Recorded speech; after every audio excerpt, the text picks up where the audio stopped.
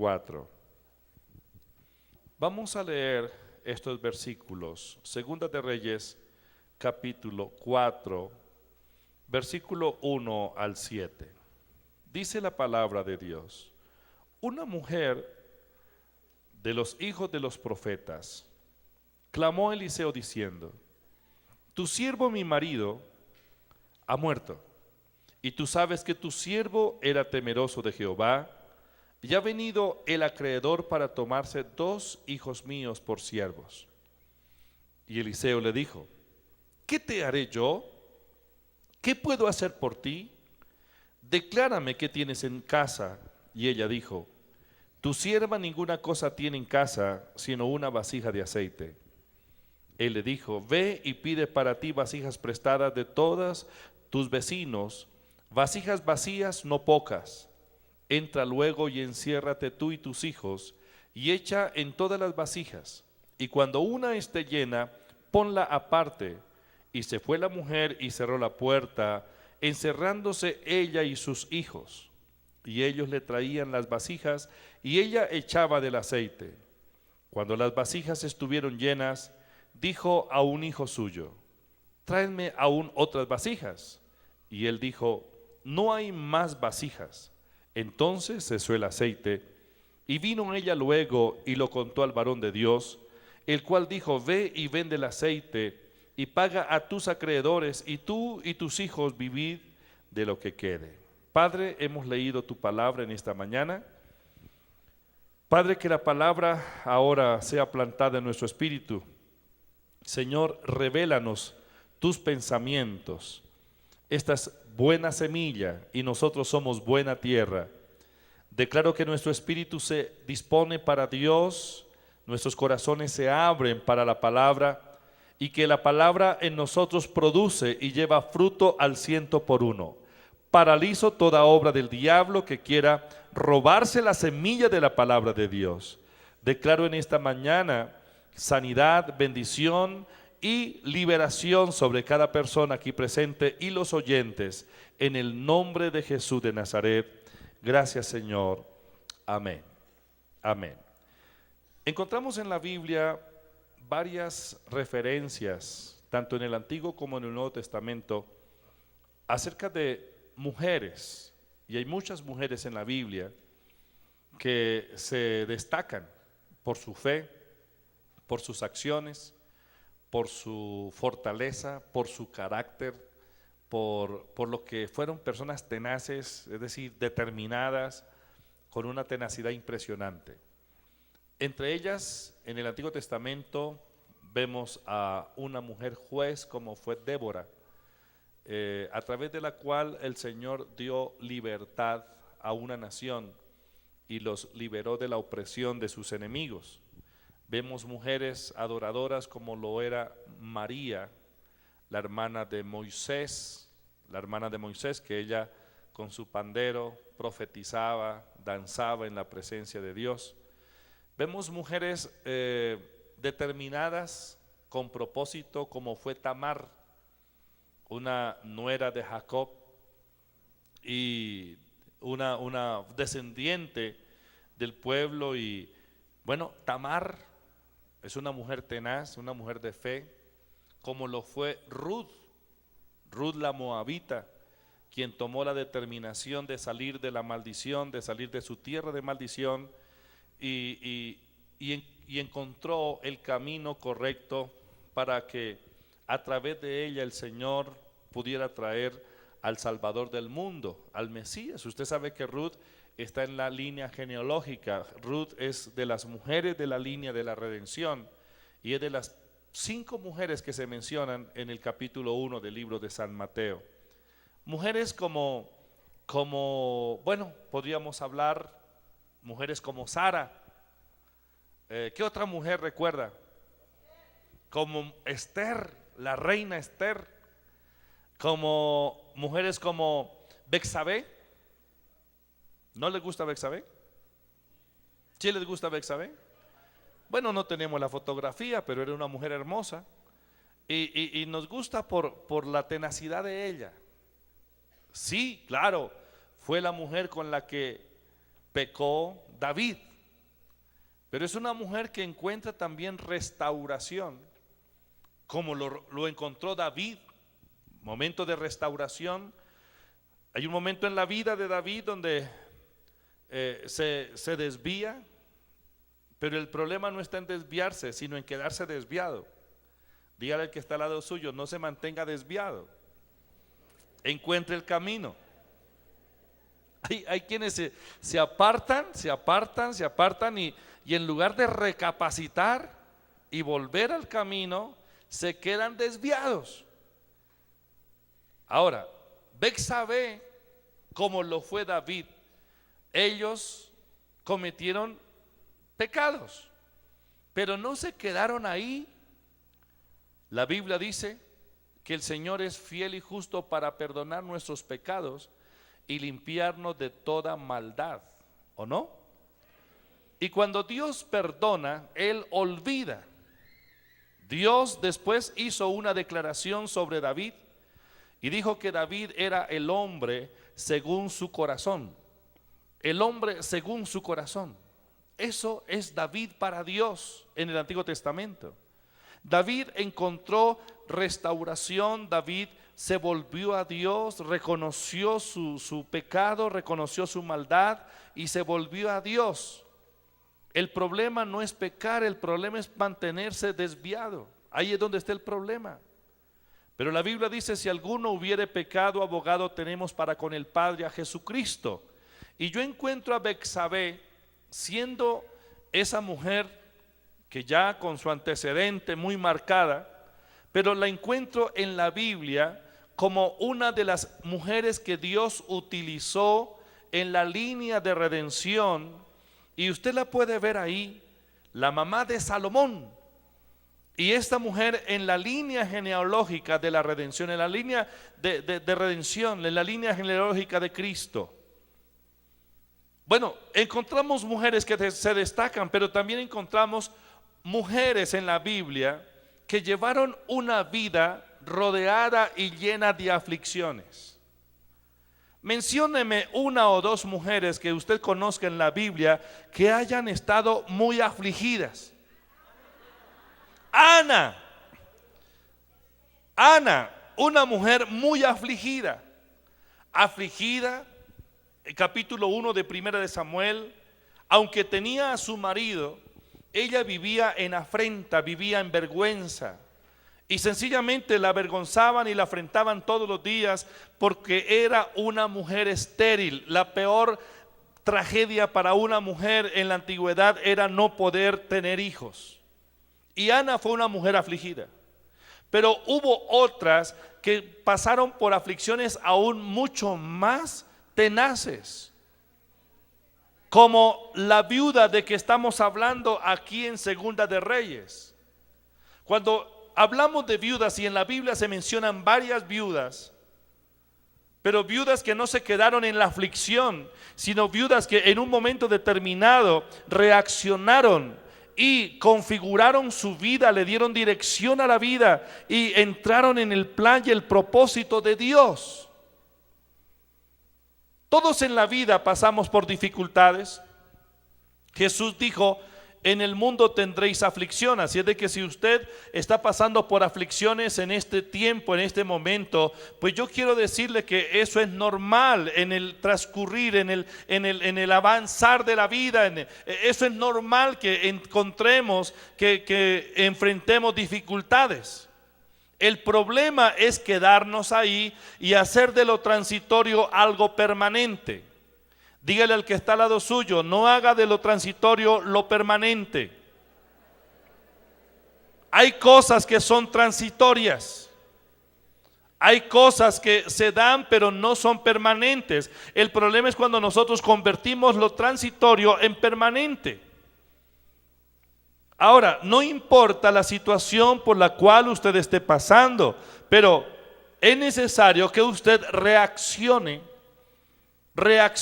y vuelva al cauce, se libere de cualquier situación adversa que lo está atormentando. La mujer que estamos mencionando aquí en Segunda de Reyes era una mujer en una aflicción muy difícil. igual como aflicción. ¿Y por qué ella estaba afligida? En primer lugar, la Biblia nos habla de que era viuda. En la Biblia se mencionan a varias viudas, y las viudas de la antigüedad no tenían garantías suficientes del Estado. Eran mujeres desprotegidas. Ustedes saben que antiguamente a la mujer no se le reconocían derechos, se le tenía más como un objeto. Y partiendo de esos principios se legislaba. Entonces la mujer sí que tenía una desventaja frente al hombre, y el Estado en sí no la protegía. Las viudas en la época bíblica vivían en una condición terrible, mujeres tristes. En el libro de Ruth, capítulo 1, versículo 20, hallamos esto. También vamos a mirar Isaías capítulo 4, versículo 1. Isaías 4:1, la Biblia dice: echarán mano de un hombre 7 mujeres en aquel tiempo, diciendo: nosotras comeremos de nuestro pan y nos vestiremos de nuestras ropas, solamente permítenos llevar tu nombre, quita nuestro oprobio, o líbranos de nuestra afrenta. El problema, afrenta, oprobio. En el libro de Ruth capítulo 1, versículo 20, dice: y ella le respondía: no me llaméis Noemí, sino llamadme Mara, porque en grande amargura me ha puesto el Todopoderoso. En el libro de Génesis capítulo 38, versículos 14 al 19, Génesis capítulo 38, versículos 14 al 19, la Biblia nos habla de una viuda llamada Tamar. Y esta viuda, desesperada por cuanto no tenía hijos, en el versículo 14 en adelante dice: entonces se quitó ella los vestidos de viudez. O sea que las viudas tenían una vestimenta que las identificaba. Todo el mundo sabía que estaba en oprobio y que era una mujer desamparada. Y dice que ella se quitó los vestidos de su viudez y se descubrió y se cubrió con un velo y se arrebozó y se puso a la entrada de Enaim, junto al camino de Tinat, porque veía que había crecido Sela y ella no era dada a él por mujer. ¿Qué era lo que la viuda Tamar quería que se le reconociera? El derecho a una ley, la ley del levirato. ¿En qué consistía la ley del levirato? La ley del levirato consistía en que una mujer viuda que no tenía hijos debía ser aceptada por el cuñado, o mejor, el cuñado debía acostarse con ella hasta que ella quedara embarazada, y el hijo de esa viuda, ahora con su cuñado, venía a ser la prolongación del nombre del difunto. Pero si el segundo, o sea el primer cuñado, no la embarazaba, debía seguir durmiendo con los de la casa. Sencillamente por eso, la ley del levirato. Pero es que a Tamar ni siquiera se le concedía el derecho de dormir con el cuñado. Una afrenta. Pero a la vez ella quería por lo menos tener un hijo. Y en vista de esto, mire lo que dice el versículo, mire el versículo 14. Esta mujer se quitó todos los vestidos de la viudez y vio que Sela había crecido, su cuñado había crecido, y no se lo habían dado a ella. Entonces, como no era dada, entonces dice que Judá vio a Tamar y la tuvo por ramera, porque ella había cubierto su rostro, y se apartó del camino hacia ella y le dijo: déjame ahora llegarme a ti, pues no sabía que era su nuera. Y ella le dijo: ¿qué me darás por llegarte a mí? Él respondió: yo te enviaré del ganado un cabrito y de las cabras. Y ella dijo: dame una prenda hasta que lo envíes. Entonces Judá dijo: ¿qué prenda te daré? Ella respondió: tu sello, tu cordón y tu báculo que tienes en tu mano. Y él se los dio y se llegó a ella, y ella concibió de él. ¿Qué era lo que Tamar quería? Ser madre. Ser madre. Por causa de su viudez, había pasado por una aflicción que la única manera que ella vio era allegándose a su suegro. En el capítulo 1 de Lamentaciones, versículo 1, Lamentaciones es un libro profético después del libro de Jeremías. Y quisiera que leyéramos esto porque aquí nos habla o nos describe la situación de las viudas. Lamentaciones 1:1. ¿Cómo ha quedado sola la ciudad populosa? La grande entre las naciones se ha vuelto como viuda. La señora de provincias ha sido hecha tributaria, o sea, despojada y desolada. Isaías capítulo 47, versículo 8. Isaías capítulo 47, versículo 8. Si ya encontró, léalo por favor.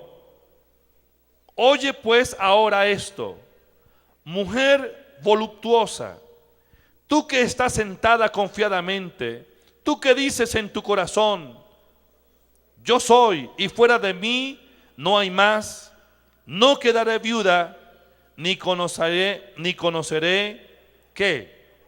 Orfandad. Vamos a mirar otro versículo. Apocalipsis capítulo 18, versículo 7. Apocalipsis capítulo 18, versículo 7. Dice: cuanto ella se ha glorificado y ha vivido en deleites, tanto darle de tormento y llanto, porque dice en su corazón: yo estoy sentada como reina y no soy viuda y no veré llanto. Estos y otros versículos nos describen la situación de una viuda. Esta mujer de Segunda de Reyes capítulo 4 estaba pasando por la viudez. Si bien es cierto, ella tenía 2 hijos. Su problema era las deudas. Diga deudas. ¿Alguien sabe qué es una deuda? ¿Alguien ha estado alguna vez endeudado? Menos mal que como 2 personas nomás. Bueno, esta mujer estaba endeudada. Y había quedado endeudada porque su marido, que era uno de los profetas o del equipo profético que ministraba con Eliseo, no tuvo la prudencia, la sabiduría, la habilidad para administrar los recursos. Esta mujer había heredado una deuda. Bueno, en lugar de heredar bienes, la Biblia dice que los padres deben trabajar para los hijos y no los hijos para resolverle los problemas a los padres. La Biblia dice que los justos dejan herencia a los hijos y a los hijos de los hijos. Quiere decir que nosotros tenemos un llamado de Dios y es recuperar aquello perdido en las generaciones pasadas para que las generaciones futuras tengan estabilidad y sean el reflejo de la gracia y la gloria de Dios. Que la herencia que usted le deje a los hijos sea una herencia bendecida y no sea una herencia de maldiciones. Hay quienes dejan heredad de maldición, porque las maldiciones también pasan a las generaciones. Y las generaciones de pronto están atadas por las maldiciones de sus antepasados. Pero nosotros no somos agentes de maldición. Diga: no soy agente de maldición. No soy un distribuidor de maldiciones. Dígalo: no soy distribuidor de maldiciones. Yo soy un distribuidor de bendición. Usted es el medio de distribución de la gracia, de la bendición de Dios. Por lo tanto, usted debe pensar en qué es lo que le va a dejar a sus próximas generaciones. No solo la generación que está levantando ahora, sino las que se levantarán después de esa.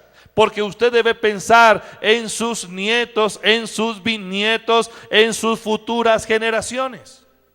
¿No me entendieron? Y usted es el medio de distribución de bendición generacional. ¿Por qué esta viuda estaba en problemas?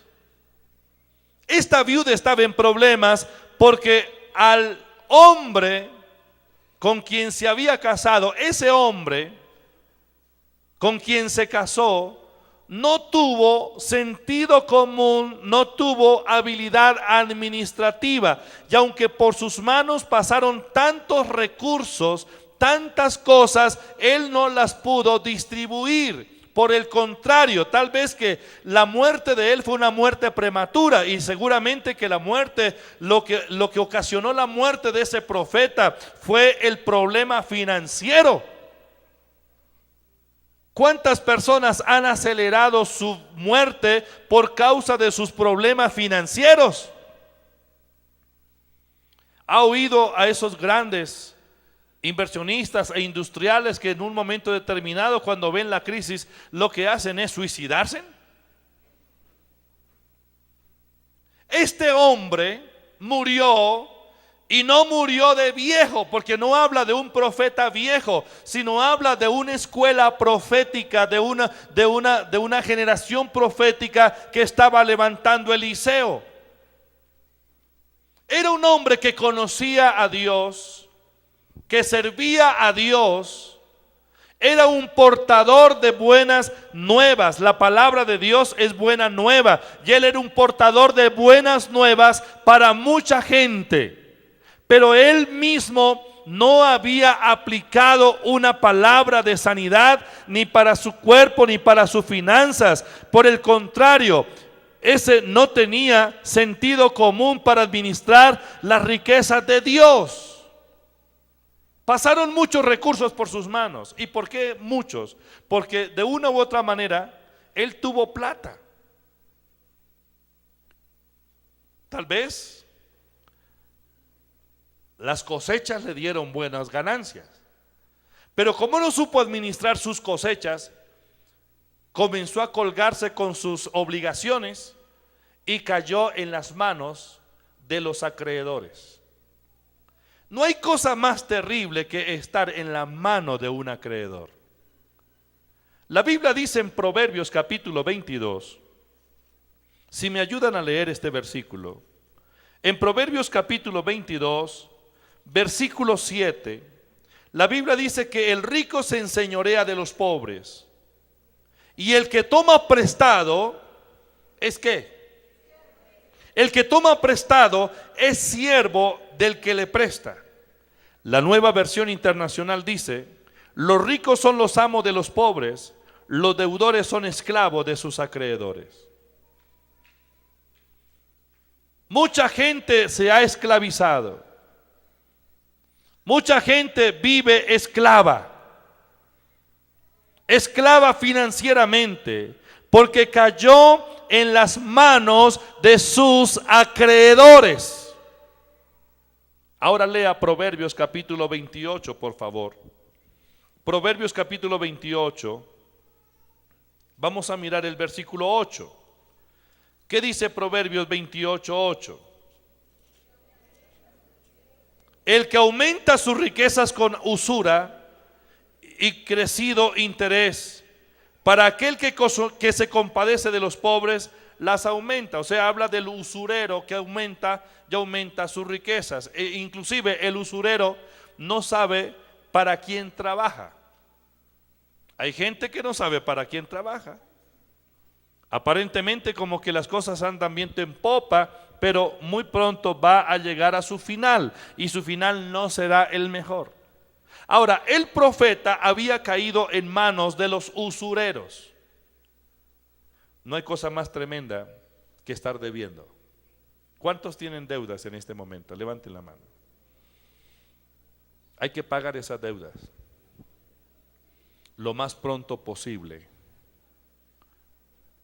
Y de ahí en adelante compre de contado. ¿De acuerdo? No vuelva a endeudarse para gastar. Si usted alguna vez solicita un crédito a una entidad, que sea un crédito de inversión para invertir y no un crédito de consumo para gastarlo. No caiga en las manos del usurero, porque puede perderlo todo y acelerar su muerte. La úlcera lo puede matar antes de tiempo. Este hombre se endeudó. Y tal vez cuando vio que no podía pagar los intereses ni las cuotas, y le fue aumentando y aumentando y aumentando el capital, la deuda, él no aguantó y se reventó. Pero el problema se lo dejó fue a la viuda y a sus hijos.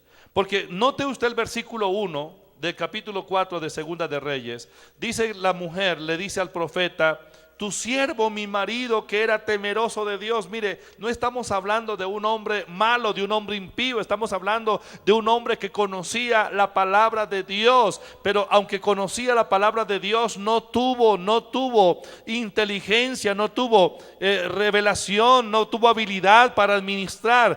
Es semejante a la vida de muchos creyentes hoy día. Hay muchos creyentes que, aunque tienen una relación con Dios óptima, carecen de visión y carecen de habilidad para administrar sus recursos. Y por eso muchos creyentes están en un déficit permanente. Yo no sé cuántos hermanos de la iglesia cayeron en esas famosas pirámides que estaban de moda el mes pasado, o todavía.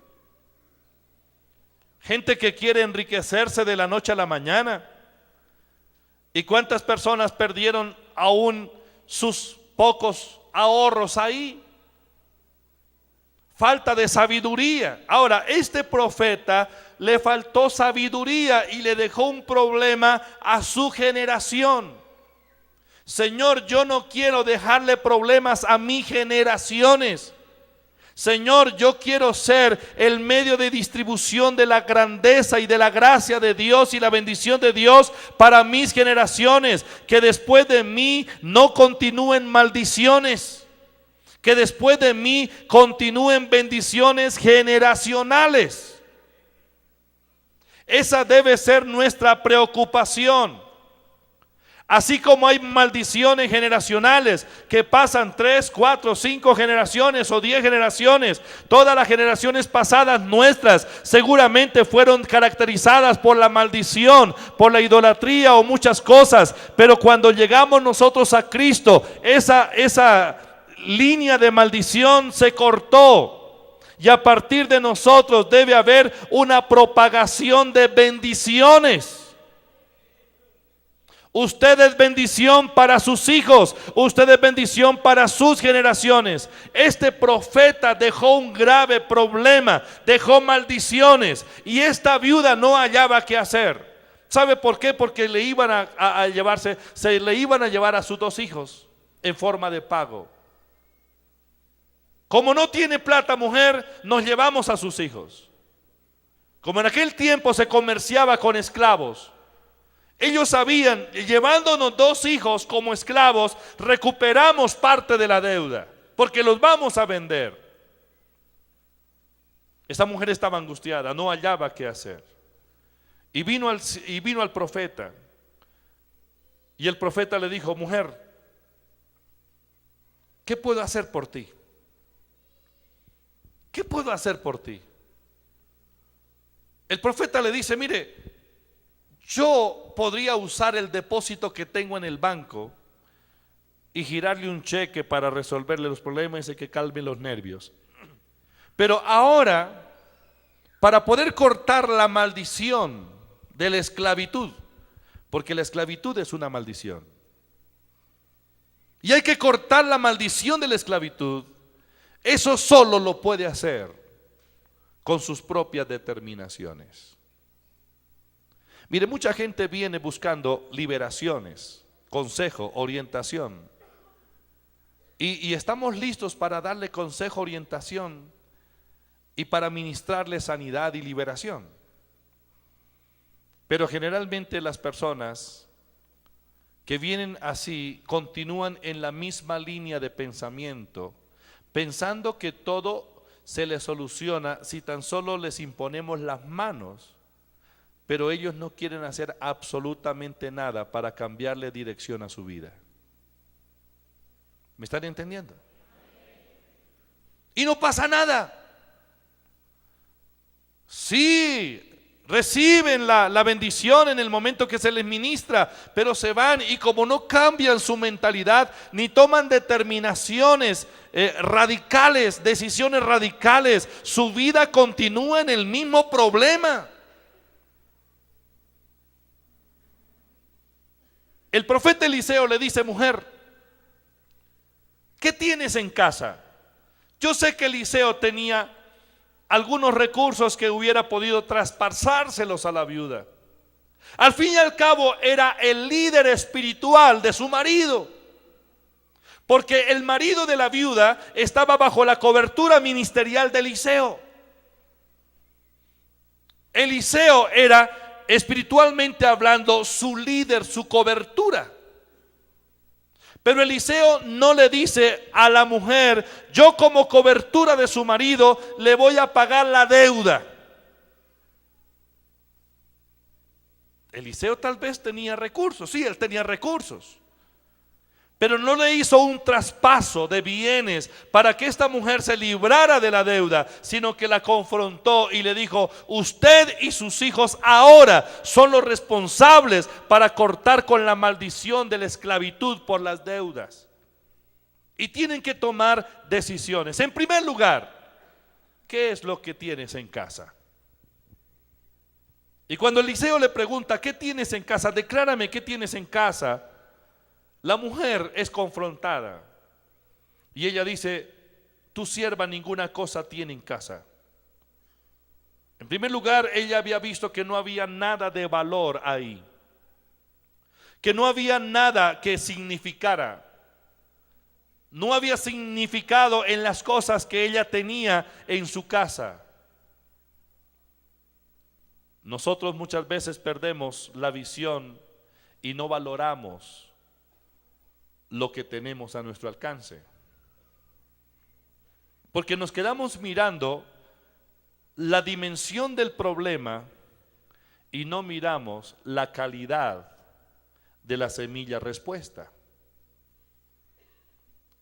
Y la pregunta es: ¿qué tienes en casa? Ella dice: tu sierva no tiene en casa nada. Pero ella le dice, volviendo a tomar la palabra: tengo una vasija de aceite. Estoy en el versículo 2. Tengo una vasija de aceite. Cuando ella suelta esa palabra, lo que está haciendo es declarando, haciendo una declaración y dándole significado a aquellas cosas que parecían no tener ningún valor. Una conclusión aquí: aquellas cosas que nos parecen insignificantes son suficientes en las manos de Dios para abastecer nuestra vida y colmar cualquier vacío. En la Biblia hay muchas cosas insignificantes. En las manos de Moisés, lo que había un día cuando Dios lo llama para que se constituya en el libertador de una nación, lo que había en la mano de Moisés era un pedazo de palo, una vara seca. Capítulo 4 del libro de Éxodo, versículo 2. Y el Señor le pregunta a Moisés: ¿qué tienes en tu mano? Y él dice: una vara. ¿Qué tienes en tu mano? Jehová le dijo: ¿qué es eso que tienes en tu mano? Y él respondió: tengo una vara. ¿Y para qué sirve una vara? Un pedazo de palo seco que no tiene posibilidades de retoñar, no tiene vida, es seco, está muerto. Y Moisés no le daba valor a ese pedazo de vara, Pero Dios le dice, mire, con esta vara, con esa vara en tus manos, te voy a usar para que sea el libertador de una nación y para que ponga en juicio a un imperio. Cosas insignificantes, como tener 5 panes y 2 peces para una multitud de 5,000 hombres, sin contar las mujeres y los niños. Y cuando el Señor le dice a los discípulos, ¿qué tienen? Dice, no, aquí hay un muchacho que apenas tiene 5 panes y 2 peces. Pero ¿qué es esto para tan grande multitud? Pero mire, Dios se glorifica con las pequeñas cosas. Diga, Dios se glorifica con las pequeñas cosas. Esta mujer decía solo una vasija de aceite, pero hizo una declaración. Tenemos que declarar lo que tenemos. No me refiero al formulario de la DIAN, aunque hay que llenarlo en estos días, ¿no? Hay que declarar exactamente lo que tiene. Pero estoy hablando en el sentido espiritual. Estoy hablando de las declaraciones, porque cuando usted comienza a declarar en el nombre del Señor, entonces sus declaraciones es lo que liberan la vida, el potencial. Ahí está el poder de la declaración, el poder de la confesión. Eliseo le dijo, mira mujer, ve y pide para ti vasijas prestadas, no pocas, de todos tus vecinos. Vasijas pero vacías. ¿Cuál era la característica de la ciudad? Parece que había una potestad sobre esa ciudad y era una potestad de pobreza. Hay demonios, potestades, principados, gobernadores de las tinieblas que tienen unas comisiones específicas para atormentar a la gente. Los famosos demonios territoriales que se apoderan de un sector de la región o de la ciudad, y esas regiones se caracterizan por problemas muy comunes. Hay demonios de drogadicción, hay demonios de prostitución, de homosexualismo, hay demonios de violencia, de sicariato, hay demonios de división y confusión, de enfermedades. Hay demonios de pobreza que ejercen control sobre territorios, sobre ciudades, sobre barrios. ¿Han notado ustedes cómo en la misma ciudad se notan las grandes diferencias en la comunidad en cuanto a salud o en cuanto a finanzas? Y no es que los unos tengan la cabeza más grande que los otros, porque todos en la vida tenemos la misma oportunidad y las mismas ocasiones. Eso dice la Biblia, porque a cada uno le acontece ocasión, oportunidad. Pero hay espíritus que influyen, hay demonios que influyen, y parece que la ciudad donde vivía la viuda era una ciudad que se caracterizaba por sus vacíos. Y estamos hablando de vacíos de una ciudad, y no solamente vacíos financieros, sino vacíos espirituales. Lo que sí podemos ver es que en la ciudad habían muchas vasijas vacías. El común denominador de la ciudad de la viuda era que estaban las vasijas vacías. Muchas vasijas vacías. ¿Cuál será el común denominador espiritualmente hablando de nuestra ciudad? ¿Qué es lo que caracteriza nuestra ciudad en el mundo espiritual? ¿Cuáles son los problemas de nuestra ciudad? No hay problemas en Bogotá. ¿En qué ciudad vivimos?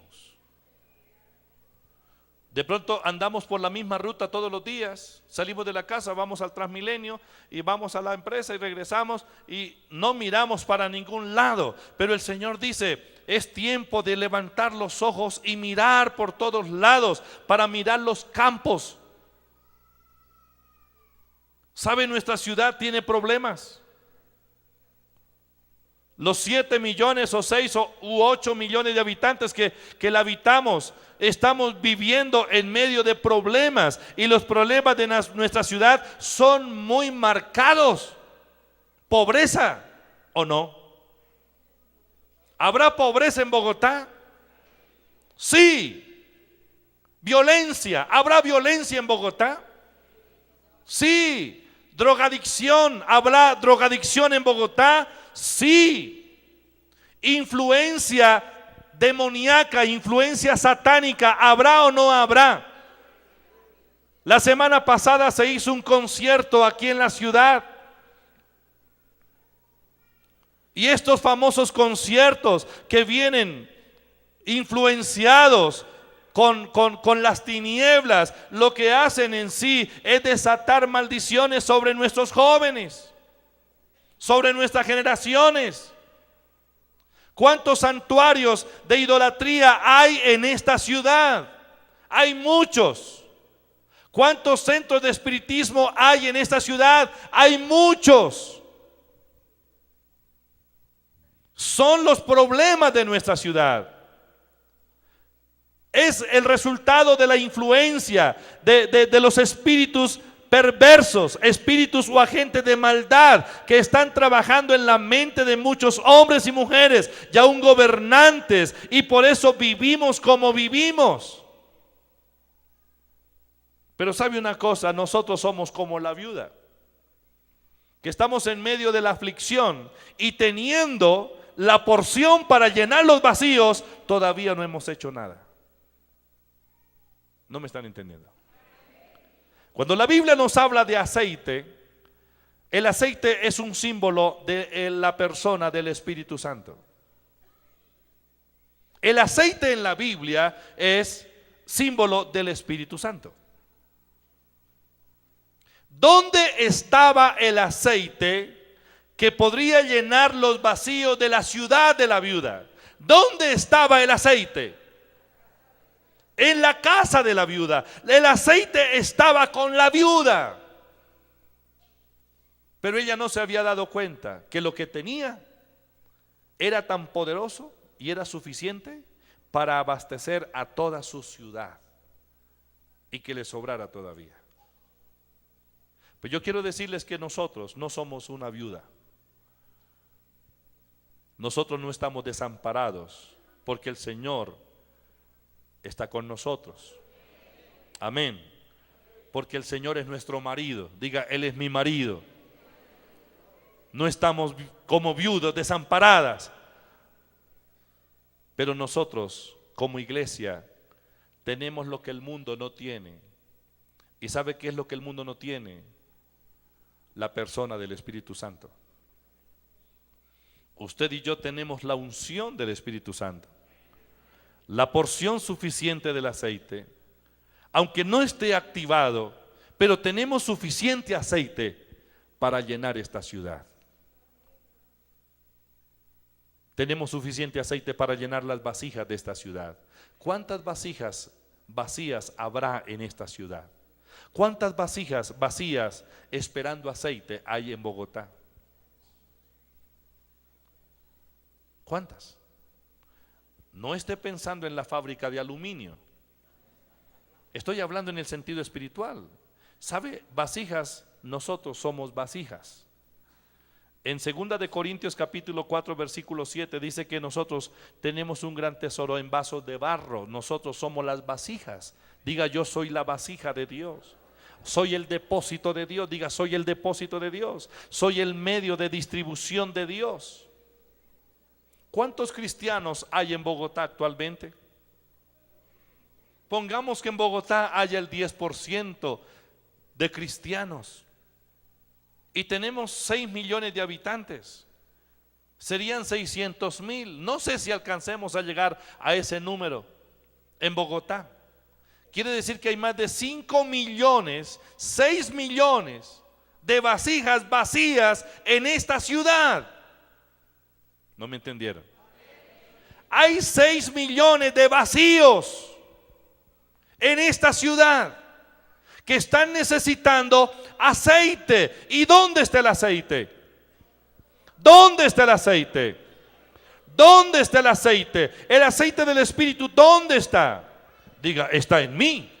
Y yo soy un medio de distribución. ¿Sabe qué hizo la viuda? El profeta le dijo, mujer, ve, enciérrate, pide vasijas vacías, muchas vasijas, todas las que encuentre, pide, enciérrate y comienza a llenar cada vasija, echa en todas ellas de ese aceite. Mujer, comienza a compartir el aceite, comienza a llenar vacíos. Y dices que en el versículo 4 dice que ella se encerró. El verso 5, cerró la puerta, encerrándose ella y sus hijos, y ellos le traían las vasijas y ella echaba el aceite, y las vasijas estuvieron llenas pronto se llenaron, y dijo, ya no hay más vasijas vacías, todas están llenas. Y es allí cuando se desata la gran bendición para ella. Es allí cuando se rompen las coyuntas, los yugos de esclavitud que habían sobre su cerviz. Hermanos, ¿sabe una cosa? Hay un depósito suficiente en usted para llenar a esta ciudad. Esta ciudad tiene problemas. Esta ciudad no puede seguir así. Y nosotros como hijos de Dios tenemos la porción que ellos necesitan. Podemos llevarles el aceite de la palabra, el aceite de la unción, el aceite del Espíritu Santo, y hacer que cada uno de ellos puedan participar de lo que nosotros ya tenemos. Solo así podremos ver una ciudad diferente, una nación diferente, porque solo Dios puede cambiarlo. Póngase de pie, por favor. Esta mujer buscó a Dios, declaró lo que tenía. El Señor la usó, suplió su necesidad, y esta mujer fue de la bendición para toda una ciudad. Una mujer viuda, desamparada y afligida, en las manos de Dios, fue el instrumento para llenar a una ciudad.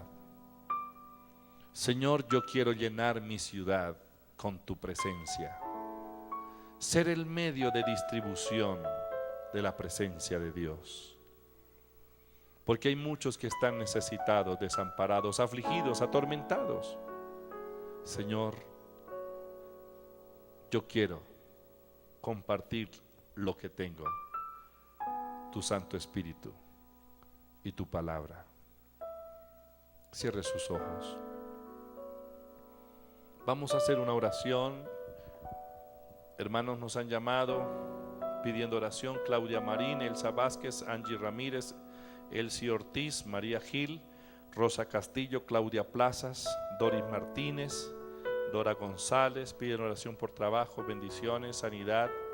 Pedro Vázquez, liberación, sanidad y bendición en la cirugía, trabajo, prosperidad. Yo sé que Dios tiene respuestas para cada petición.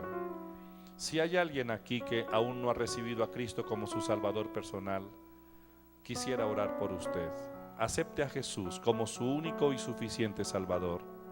Entréguele su vida en esta mañana. Si hay alguien, levante su mano derecha. Yo quiero orar por usted. ¿Hay alguien?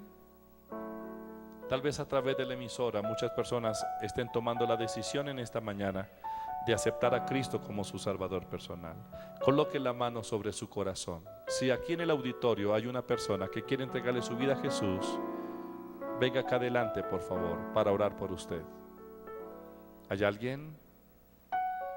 Repitan conmigo esta oración. Señor Jesús, gracias por tu presencia, por tu amor.